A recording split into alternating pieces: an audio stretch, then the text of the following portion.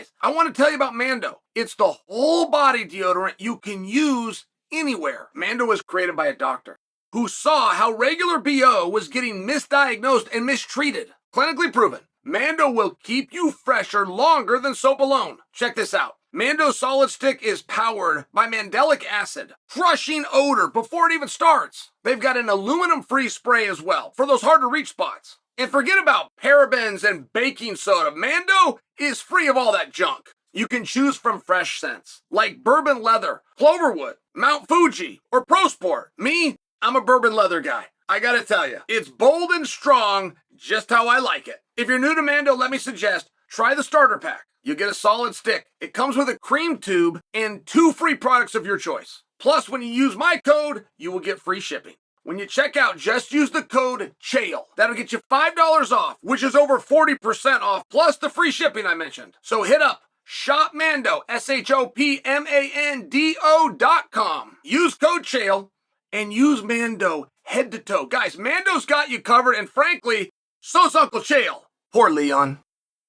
Leon Edwards, I mean, how quickly we forget.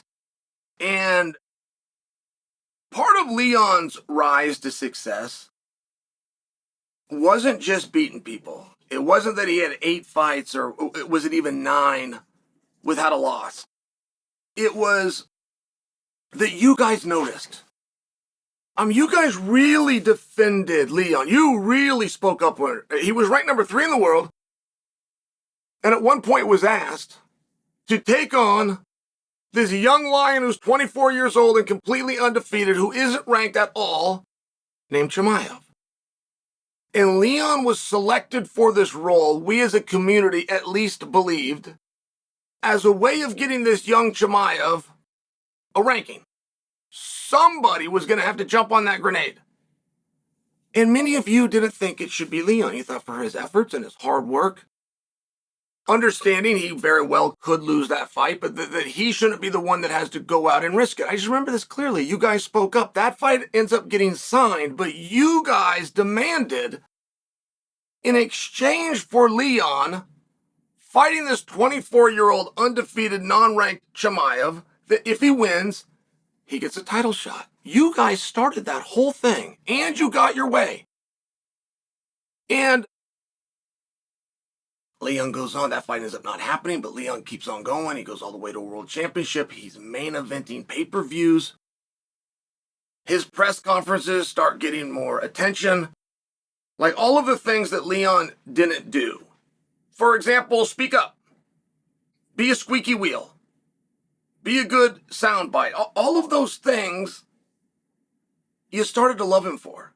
The things that you used to not like, that you wanted and you demanded, you started to love him for it. He goes in and he ends up getting beat by Blal. I haven't heard Leon's name since. And it's not as though he's done something different. Like, I've got to remind you, he was always really the sportsman. He kind of came off as polite. He came off as a gentleman. Boy, that's hard to do, though, at 170 pounds. It is iron on top of iron. Getting those opportunities is so rare. Having Blal get hurt doesn't just slow the division down or take an opportunity away from Rakhmonov. It really pushes the probability for Leon.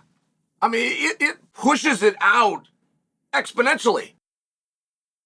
When they were talking about who should Blal defend against first, the very first person that should have been considered was Leon.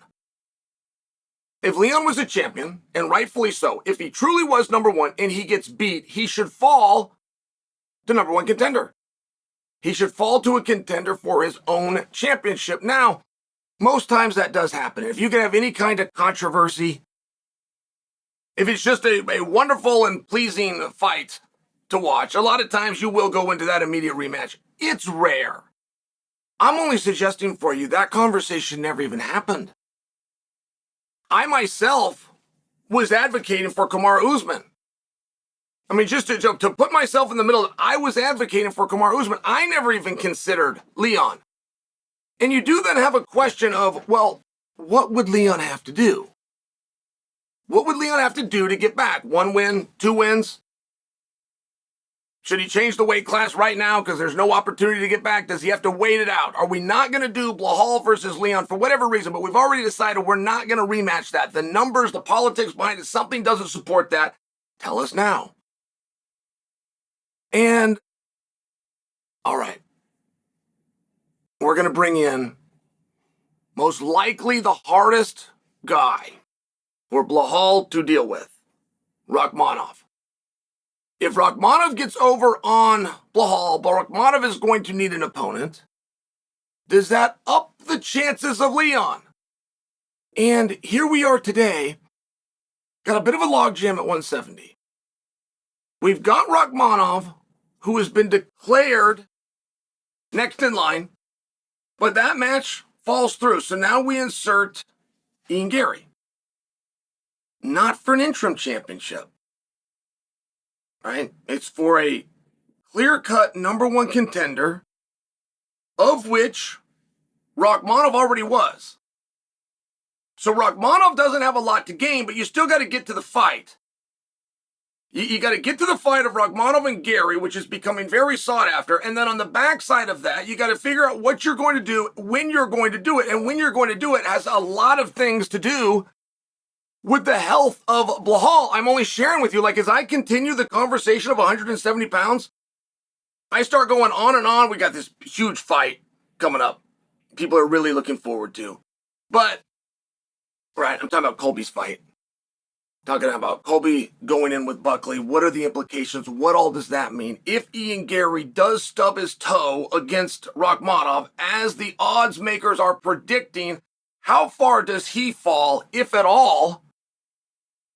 He's got such a beautiful record. He's got so many people that are watching. I'm talking Ian Gary here.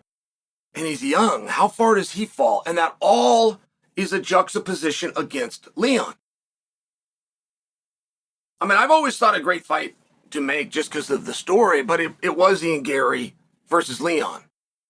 And one of the problems that I had with getting that over where it would get any traction is, was Ian Gary ready for a title shot? So I think to get the fight of Ian Gary versus Leon is more likely after Leon loses the belt. But now you're talking about bringing in an undefeated Ian Gary who's won 15 in a row against a guy who lost his very last one. I personally don't have a problem with that. I don't know that you guys do. I'm just sharing policy-wise. We generally will match a guy that won his last fight with a guy that won his previous fight. Somebody that didn't win their last fight with somebody that didn't win their last fight. I think it makes it more probable to get Gary and get Leon in there together. And what will happen if Gary loses? Can I have my way then? If Gary is to lose to Rakhmonov, can I have my way and we get Leon versus Gary? And ultimately in the analysis, guys, is that I go around and around at 170, and I've got all of these great things, including Colby versus Buckley. Like all of these great things at 170 pounds. And as I have the conversation with you guys and or in private, the name Leon doesn't come up. It just doesn't get mentioned. And I'm wondering, how do we change that?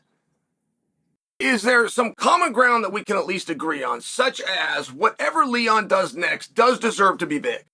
We're not going to take a guy from the pay-per-view main event to all of a sudden he's not on a main card. Can we agree with that? Can we agree that a guy that's fought for nothing but championships for years doesn't go into a fight that if it's not a championship fight, it's not even a number one contender's fight? And don't forget, number one contender in our sport, it's not quite like boxing. Number one contender largely means that at all times there's going to be a conversation of 2 to 3 names, and you are in the conversation as one of those 2 or 3 names. It just appears to be a really tough and odd spot. Leon never needed to call out Ian Gary, and they've got a backstory there, and they used to train together, and there's a separation of a gym like that. There's something very interesting about that.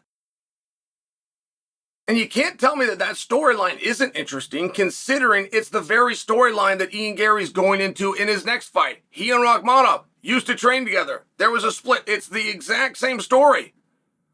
But Leon didn't need Ian. Leon was champion. Leon did not need anybody. They needed to find their way to him. And it can be very tricky to understand those roles. It can be very tricky to understand when you're being chased as opposed to you're doing the chasing. It's never appeared to be something that Leon wants to do. I just share for you, you guys spoke up for him once. You defended and you made demands on his behalf once. I would like you to do it again. I would like to know who you'd like to see Leon fight, what they're fighting for, what's on the line. Help to find him an opponent. And I really don't want you to overlook. Generally in this sport, right, we only talk positive. That's what promotion is. We only talk, okay, the winner's going to get this. In this case, if Rakhmonov beats Gary, Rakhmonov gets a title fight. But we also would understand if Gary beats Rakhmonov, Gary gets the title shot. Can we agree? Well, it's not promotion. I still think it's appropriate.